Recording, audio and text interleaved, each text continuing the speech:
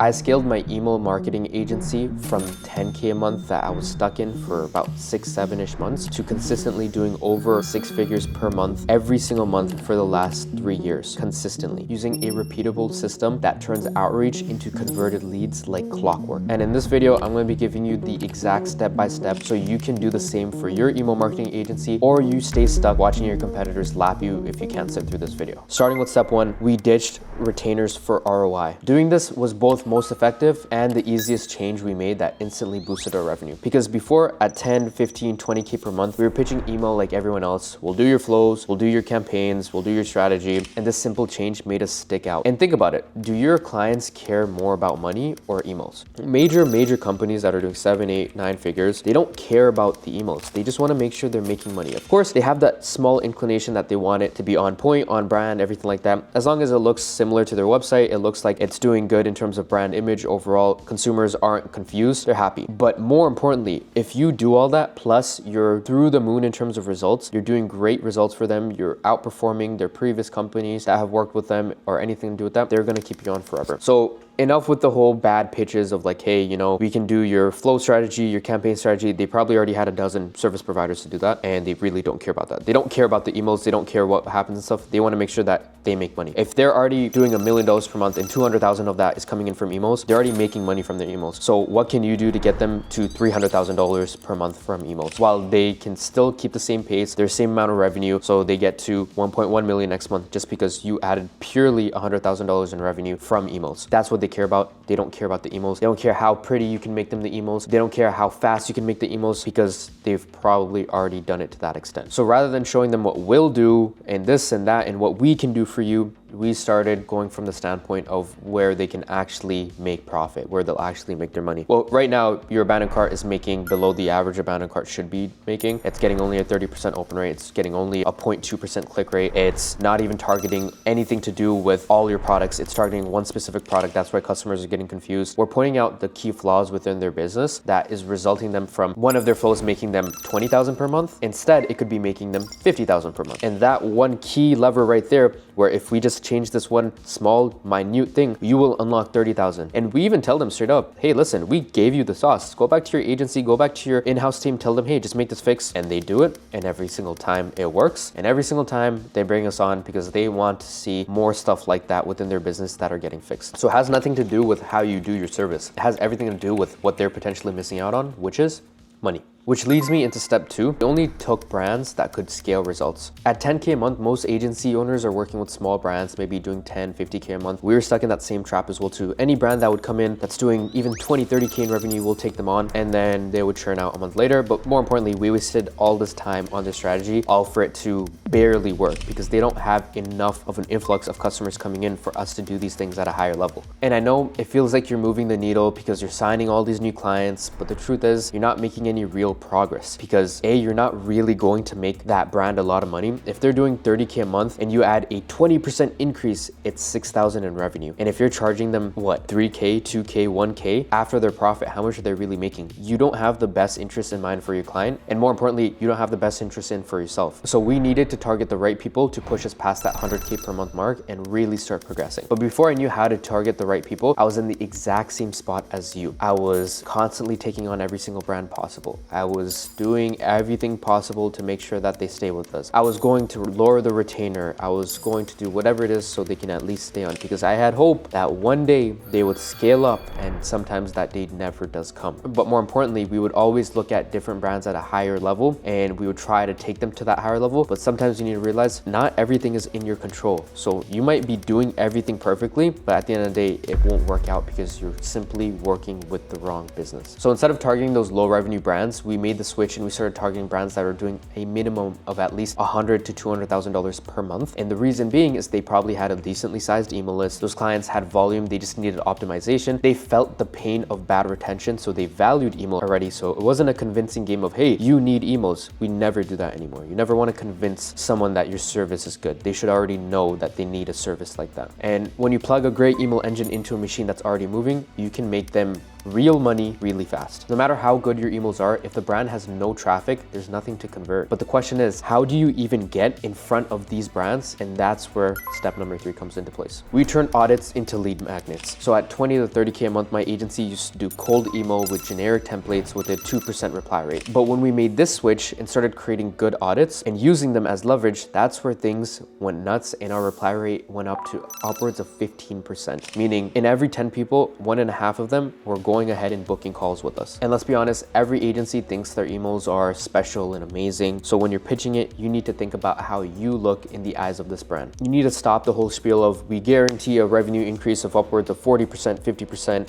We promise to get you an extra $5,000 in revenue or your money back guaranteed. We guarantee that we make you blah, blah, blah. And if we don't, we'll pay you an extra $1,000. That's simply attracting the wrong people. You're doing yourself a disservice and it's just not going to end up with good quality leads and good quality brands that you'll build long-term relationships with. Take it from someone that is actively working with 30, 40, upwards of even 50 brands at a certain point. And some of these brands have been with us for the last 35 to 40 months, which is insane to even say out loud, but they've been working with us consistently because it's like we're a part of their business. So like I mentioned, this one shift turned our reply rates from 2% to upwards of 15%. And this went across the board, whether it been on cold outreach to cold email, wherever the place it may have been, it increased it by a lot just because we changed the way we reached out to them. We weren't saying generic results anymore. We were actually leading forth with an audit, with something that we could deliver to them, with something that we could get on a call to discuss and show them that this is where they're bleeding money. This is where money is not being made. Now, once again, we got clients in, our delivery needed to scale so we can retain these clients effectively. So step number 4, we productized delivery and outcomes. When my agency was barely scratching 10K, custom strategies were killing our time. Every client wanted the world, and if every client needed a new game plan, your agency becomes unscalable. We had no time, no margin, and no freedom because delivery depended on us doing everything. So we had to find a workaround. So think about it. How could your agency ever scale to 100K plus per month if you didn't ever collect data? If you didn't know what the main struggling points of a brand was with their email? If you didn't, after 10 clients later, realize that out of 8 of these 10 clients, they all suffered and struggled with this one key thing. You need to start collecting data like it's the most important aspect of your business. You need to figure out statistics and numbers out of how many clients are actually struggling with flows, how many clients are struggling with campaigns, how many are struggling with both. When you do have brands that come in that are interested in your services, why are they interested? What's their main issue that's happening within their business that leads them to even want to work with someone like you? And when you figure out all these key things, you'll find yourself realizing that, hey, I can productize some sort of system for me to implement on every single brand that comes in. This doesn't mean that you're copying and pasting the exact same things from one brand to another, because every single brand is different. A beauty brand is different from a supplement brand. Clothing brand is separate from a cologne brand. All of these brands are completely separate and they require custom emails. That's not the issue. The issue is you don't even know where to start looking when you first start working with this brand. And that's where a lot of people go wrong. So creating this playbook, whether it be fixing their core flows, what are those core flows? Have you done your research? Do you know what every brand should at least have? Have you implemented these flows on 10 other brands for you to figure out that, hey, these flows work the best. So when we go ahead and set them up within your account, we want to make sure that we have flow A, B, and C, and we want to have them 7 emails long, 6 emails long, and 4 emails long starting off. And then we want to split test these 2 things because we've tested this across 4 other brands in your similar niche and they crushed it. When you speak like this, when you show them this and you perform and you actually implement this and it performs great and you get results, then that's where things get really fun because you can now time over time again repeat these same things on new brands and customize it to their brand. But more importantly, it will actively make them money, right? So for example, for us, we make sure that we start off with flows if they don't have any flows. Even if they do have flows, we still make our version of our flows and we always outperform their versions. It always works out. And we'll always A/B test because regardless of the matter of fact, you want to say that you're the best person ever, but always leave it to an A/B test. But even that wasn't our edge.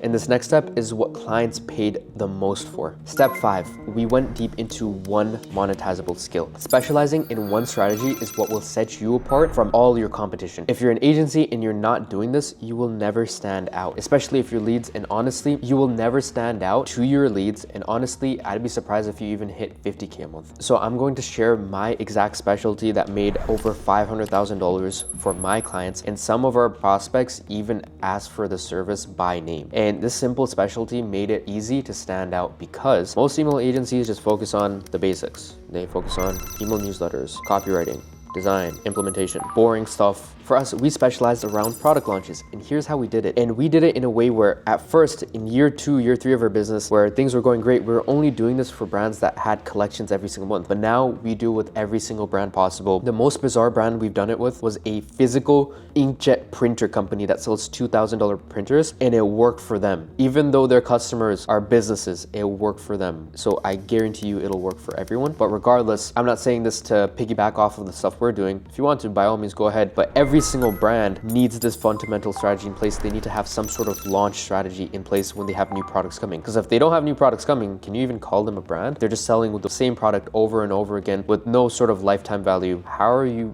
even able to build any sort of community with that? So naturally, what we did is we realized that, hey, every single brand we work with is releasing something, whether it be in a couple months, or some of them aren't releasing really anything. But the ones that are releasing stuff are outperforming the ones that aren't. So maybe we should go ahead and build out specialized launches for these. And when we did that, it crushed. And we were able to get a percentage of those launches. And that's why we were able to really push that needle and make sure that A, the client's happy because they're making way more money than if they didn't do something like this. And B, they see us as a valuable asset. And they'll never want to work with any other agency because you have this one skill that in a sea of service providers haven't been able to do. And once again, this is all purely value. I don't have a course, I don't have anything like that. This is just purely for the sake of the game and my teachings and my learnings for the last 4 or 5 years. The issues that I went into, there's been a lot of times where I'll open my message requests on Instagram and I'll have like 50 plus, and across those 50 plus, it's asking me various questions on, hey, how'd you do this? How'd you do that? How's it possible to get so and so? And this is what the whole purpose of YouTube is for me to share my education and my knowledge. And now this next step is not only how we stood out, but made our agency unforgettable in the eyes of our clients. And that is step number 6. We built a name in one niche. Trying to be the best email agency is vague and forgettable. And if you're trying to do the same thing over and over to get attention from everyone, you'll never get respect from the people that you really want it from. Ask yourself this.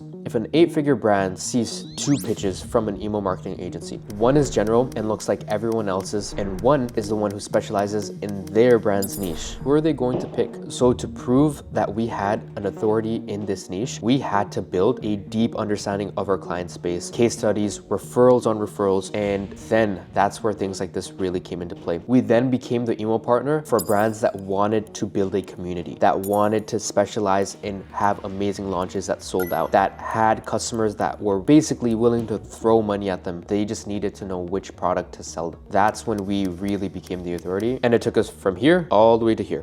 And it's still going. But this last step alone changed how clients perceived us and really kept us consistently doing over 100K per month. We're doing 6 figures per month. So step 7, we sold the future, not the service. When you sell the future correctly, you instantly change the way your clients see you. Their perception of you turns from contractor to partner. But before our pitch sounded like everyone else's, 2 campaigns a week, 4 flows, 1 strategy call. So we had to switch it. And our new pitch sounded like, we'll help you get an extra $200,000 in profit within the next 60 days by doing this launch and changing this, and this, and setting up these standard flows. It sounds a lot more in-depth, dialed into it, and more importantly, custom. Why would a brand want to bring on an agency that isn't doing something custom to them, boutique to them? Even earlier, I just had a call with one of the brands that we work with, that we've been working with for the last 8 months, and they told us straight up, they're like, hey, listen, it doesn't even feel like working with an agency with you guys because everything is just embedded so perfectly with you guys. We're not speaking with 8, 9 different people. I'm speaking with you, I'm speaking to an account manager and one other person maybe at max. It's very seamless, it's very quick and easy, and you guys don't ask me a lot of questions because you did your research. That's why this helps out brands when choosing you. So now you have the full game plan and how to scale from 10K a month, 15K a month, 20K a month to 100K a month. And it's not gonna happen within a month. It's gonna take time. You're gonna need that custom data that you wanna be able to realize what's gonna make you the best service provider in your niche. You wanna be able to build up your referrals. You wanna be able to build up clients that actually see you as a valuable partner and not some random freelancer. And like I mentioned before, this isn't anything that I'm charging for. This is pure 100% value. And I hope it's something that you guys can actually implement within your company, within your agency, and it helps you out. So I wish you guys all the best.